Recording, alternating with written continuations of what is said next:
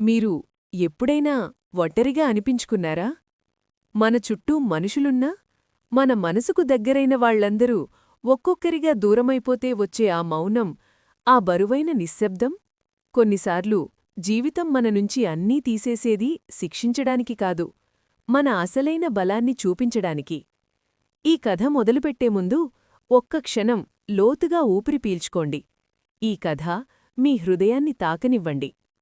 ఒక ప్రశాంతమైన గ్రామం, బంగారు రంగు పంట పొలాలు, నెమ్మదిగా ప్రవహించే నది.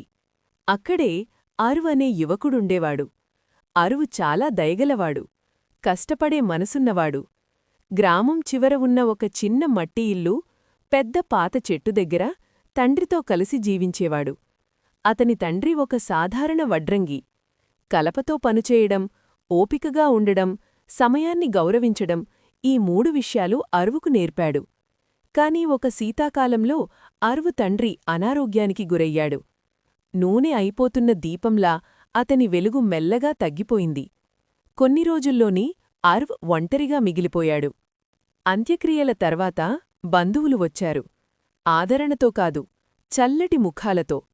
వాళ్లు మాట్లాడింది భూమి గురించి, పనిముట్ల గురించి, హక్కుల గురించి. నువ్వింకా చిన్నవాడివి, తక్కువతో సరిపెట్టుకోవాలి అనన్నారు. సూర్యాస్తమయం అయ్యేలోపు అరువు తన ఇల్లు కోల్పోయాడు, వర్క్షాప్ కోల్పోయాడు, తండ్రి ధరించిన గడియారం కూడా పోయింది. అతనికి మిగిలింది నది దగ్గర ఉన్న ఒక పాడైన కుటీరం మరియు ఒక పగిలిన కుండ. ఆ తర్వాత వచ్చిన నిశ్శబ్దం చాలా భారంగా అనిపించింది. అరువ్ మళ్లీ గ్రామజీవితంలో కలవాలని ప్రయత్నించాడు. పాత స్నేహితుల దగ్గరకు వెళ్లాడు, ఒక్క మాటైనా ఆదరణ దొరుకుతుందేమో అని. కాని ఖాళీ చేతులు చూసిన వెంటనే వాళ్ల నవ్వులు మాయమయ్యాయి. కొంతమంది తప్పించుకున్నారు, కొంతమంది మాట్లాడారు, కాని ఎవ్వరూ పిలవలేదు. ఒక సాయంత్రం గ్రామ చౌరస్తాలో నిలబడి వెచ్చని దీపాల కింద నవ్వుతున్న జనాలను చూశాడు. తనకు తానే ఒక నీడలా అనిపించాడు. ఆ రాత్రి అతను ఒంటరిగా కూర్చుని ఆ పగిలిన కుండను పట్టుకున్నాడు. నీరు చుక్కచుక్కలుగా కారుతోంది. ఆ నీటితో కలిసి అతని కన్నీళ్లు నేలపై పడ్డాయి. నాకెవ్వరూ లేరు, నాకేం లేదు అని మెల్లగా చెప్పుకున్నాడు. మరుసటి రోజు ఉదయం అలసిపోయిన మనస్సుతో అరువు నదివెంట నడిచాడు. అక్కడే మోహన్ అనే వృద్ధ రైతు ఒక చెట్టు కింద కూర్చుని నదిని చూస్తున్నాడు. మోహన్ అరువ్వైపు చూసి మృదువుగా అన్నాడు, ఖాళీ కప్పు పనికిరానిదిలా అనిపిస్తుంది, కాని ఖాళీ కప్పునే నింపగలము. అరువు మౌనంగా విన్నాడు. మోహన్ పగిలిన కుండవైపు చూపిస్తూ అన్నాడు, ఇది లీకవుతోంది, కాని చూడు, నీరు పడే చోట పూలు పూస్తున్నాయి. ఆ మాటలు అరువు హృదయంలో నిలిచిపోయాయి. ఆ రోజునుంచి అరువు సహాయం కోసం ఎదురుచూడడం మానేశాడు.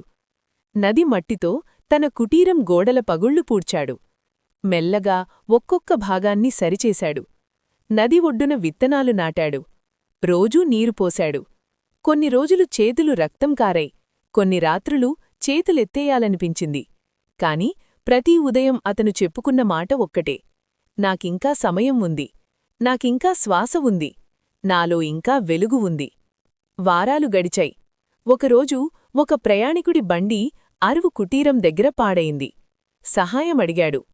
అరువు దగ్గర మంచి పనిముట్లు లేవు, కాని ఓపిక ఉంది, నైపుణ్యం ఉంది. నిశ్శబ్దంగా పనిచేశాడు, చక్రం తిరిగే వరకు. ఆ ప్రయాణికుడు ఆశ్చర్యపోయాడు. అరువు గురించి ఎక్కడికెళ్ళునా చెప్పాడు. మెల్లగా మనుషులు రావడం మొదలుపెట్టారు.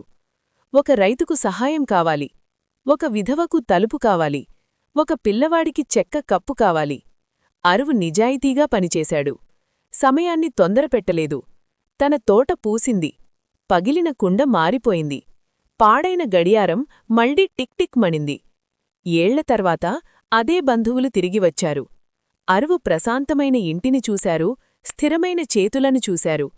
పశ్చాత్తాపంతో మాట్లాడారు. కాని అరువుకు కోపం రాలేదు. అతను మెల్లగా అన్నాడు, నేను అన్నీ కోల్పోయాను, కాని ఆ నిశ్శబ్దంలో నన్ను నేను కనుగొన్నాను. సూర్యాస్తమయం వేళ అరువు నది ఒడ్డున కూర్చుని నీటిపై ఆడుతున్న వెలుగును చూస్తున్నాడు. ఇప్పుడతనికి ఒంటరితనం భయం కాదు, ఎందుకంటే అతను నేర్చుకున్నాడు, ప్రపంచం దూరమైతే జీవితం నిలబడడం నేర్పుతుంది. అన్నీ పోయినప్పుడు మిగిలేది మీ నిజమైన బలం. నిశ్శబ్దం శబ్దం చెయ్యలేని నిర్మాణాన్ని చేస్తుంది. ఓపిక నష్టాన్ని అర్థంగా మారుస్తుంది. విన్నందుకు ధన్యవాదాలు. ఇలాంటి హృదయాన్ని తాకే కథల కోసం ముత్యాలమాల ఛానల్ను సబ్స్క్రైబ్ చేయండి. జ్ఞానం మీ అడుగులకు మార్గం చూపించాలని కోరుకుంటున్నాను.